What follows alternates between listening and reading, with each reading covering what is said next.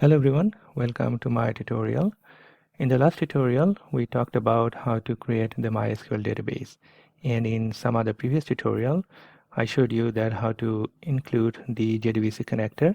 And if I open up the pom.xml file, and you can see that this is the dependency that we need in order to connect to the MySQL database, where the artifact ID is MySQL connector-java and the version is 5.1.30.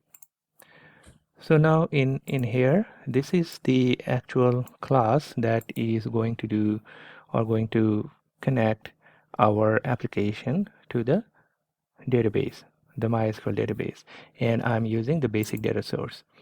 So now you can see that this is a static method. The purpose of the static method is that whenever it's opening or it's starting up, there is going to be only one instance of it, and all the classes that needs to be connected over here can connect through this class. And you can also see that this is a private. Okay, so that means we are not going to allow these to be instantiated. Okay, and whenever someone wants to access to it, we can just ask that particular class to use the getAction class. Now over here, look at the static initializer. We are calling this as a static initializer because this is initializing our database. And over here, you can see that I have first set up the driver class name, which is this one. So this is a format, and this format is used to connect to the MySQL database. And then I have set up the ds.setURL, and the purpose of it is to locate where the database is and then to connect. For a MySQL database, JDBC MySQL, you can see, and then it tells what the location is. For this case, the location is localhost, that means this computer, and then I have put the 3306, which is the default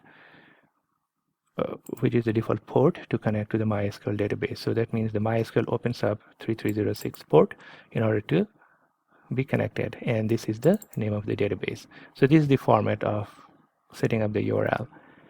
And whenever we are creating the database, it will ask for user ID and password for authentication, and I have set it as root and root, so username and password, and then these I put just as default.